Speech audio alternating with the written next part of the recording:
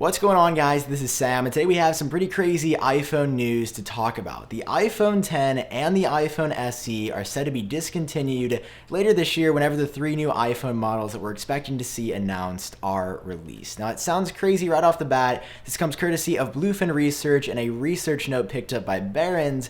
And we'd actually heard this about the iPhone X months back. You remember all the way back to January of this year, we got another report saying that the iPhone X would be discontinued. And while it sounds crazy and outlandish and made to be a headline at first, it actually would make a lot of sense for Apple to not keep this iPhone around because of the direction Apple is taking the 2018 lineup in. Generally, whenever Apple releases new iPhones, they discount the year-old model, which like in 2017 was the iPhone 7, by $100. And then they also kept on the iPhone 6s in 2017. They reduced that yet again by $100. They had already reduced it by $100 the year before when the iPhone 7 came out. But generally, each year for 2 years after a phone comes out, it will drop by $100 in price. The problem with Apple doing that this year is we're hearing that the second generation iPhone X, with this article references as the iPhone 11 and the iPhone 11 Plus, they're starting lower than the iPhone X started. So the iPhone 11 Plus, basically the iPhone X Plus, if we're going to call it that, there's a lot of names floating around, will start at $999 according to the rumors, and $899 is where the second generation iPhone X or regularly sized iPhone 11 will start. Apple's also going to introduce, though, a lower cost model right around $700, the LCD iPhone X with Face ID, the edge-to-edge display, a lot of really good features, but with an LCD screen, some cheaper materials, and not a dual camera setup. So following what Apple has done every year, they would reduce the iPhone X by $100 and sell this phone for $899. But you can see where that would be a problem because we're hearing that the second generation iPhone X, the new 2018 iPhone that's coming out this year with the exact same screen, is going to have probably a better camera. We know it's going to have a better processor. It's going to have a bigger battery. Obviously, that would not make any sense to get an older phone for the same price as a newer phone, so there's no way Apple would do that. So I followed that line of thinking. Maybe this year, because the iPhone X was more expensive than any other iPhone, they discounted by $200 instead of $100. So you'd be able to get the iPhone X sandwiched in between the LCD model and the two new OLED models for $799, right around $800. But see, the problem with that is also the fact that the 6 to 6.1 inch LCD model is going to have iPhone X-esque features, a better processor inside, a really big battery, and a bigger screen. So you would be buying a year-old 2017 iPhone X for $799 when you could get the brand new 6-inch LCD iPhone in 2018 for $699. That is the rumored pricing, and keep in mind all of this is based on rumors, so none of this pricing is legit, just what we've generally been hearing. If that was the case, who would buy a smaller screened iPhone with an outdated processor and a smaller battery and an outdated camera for $100 more than you can get a bigger screened iPhone with the latest camera specs from Apple? Though it won't be a dual camera, it'll still probably get either a megapixel boost or some pixel rendering improvements and a bigger battery. And a bigger, it doesn't make sense for Apple to keep this model around with a second generation model that would be sold $100 less than this initially sold for, the first gen iPhone X, but also sold at a higher price than the LCD iPhone with a bigger screen, bigger battery. It doesn't add up. I mean, if Apple discounted this by $300, it'd be the same price as the LCD iPhone. $400 seems a bit excessive. Then that would be a good deal. You could get this for $599, $600 a year later, but that just feels weird because then a lot of people would probably buy this and it would cannibalize the sales of the LCD model. So those are the two biggest reasons I don't think it makes any financial sense for Apple to keep the iPhone X around, and I would assume that that's where these analysts are coming from. They're looking at it from a financial perspective. It just doesn't make sense to leave this phone around. So maybe, who knows, in 10 years from now, in 2028, I can't even think past 24 hours in advance, so 10 years from now is insane.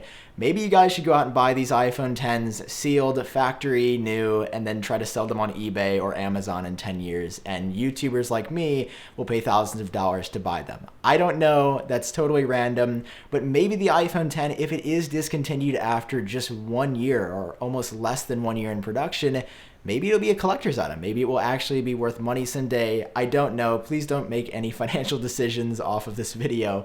But it's kind of a fun idea, and it's definitely something that has worked out well for the first generation iPhone. Some of those new, if you don't get scammed, sell for thousands and thousands of dollars on eBay. So that's why I think the iPhone 10 is getting canceled. But what about the iPhone SE? We had heard a second generation model was coming, on and off and on and off again. The most recent rumor from Alexar says that the iPhone SE2 has been reportedly canceled.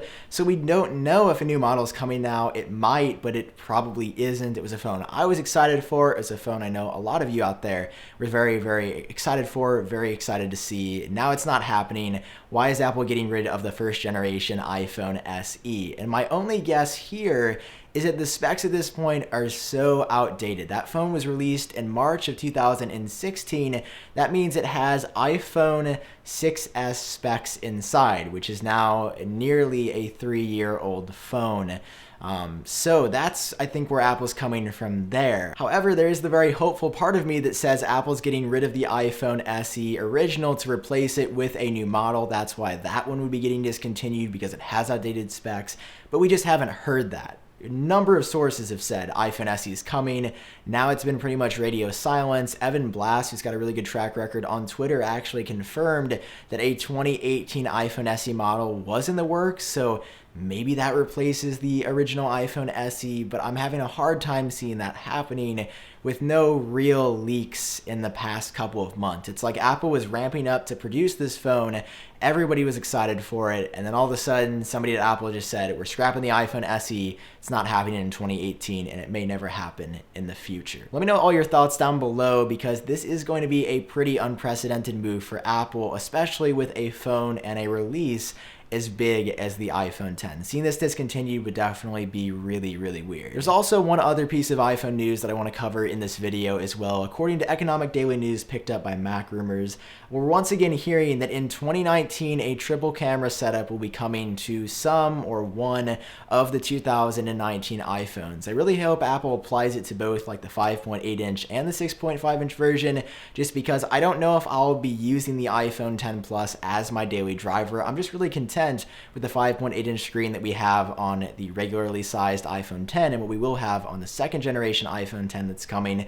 But this report talks about a more advanced sensing system, more advanced on the rear camera than what we currently have on the front facing Face ID true depth camera system, which is going to be interesting. And this sort of corroborates what Bloomberg had reported a few months back, maybe even a year ago now, a very long time ago. We're talking about 3D sensing improvements coming to the rear cameras of the 2019 iPhones.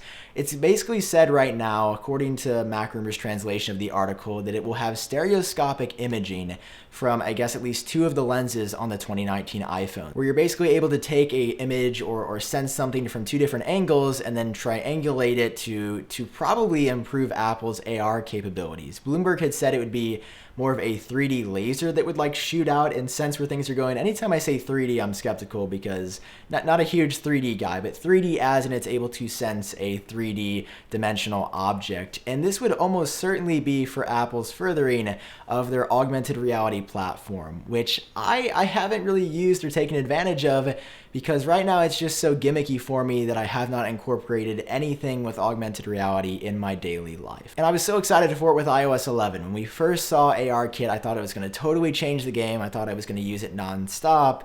And since then, I've even used the Measure app on iOS 12 maybe one time, because although it's pretty accurate, there's some part of me that just wants to trust a tape measure in my hand more than a camera sensing the locations and lengths and widths and depths of things. And I'm sure that that's what this new camera system would improve upon, because right now Apple can only do so much software-wise. A lot of it just has to come through improved hardware. So maybe as AR gets better, as more advanced capabilities are added to future iPhones through stereoscopic imaging with a third iPhone lens, and that third iPhone lens would also probably have 3 times zoom.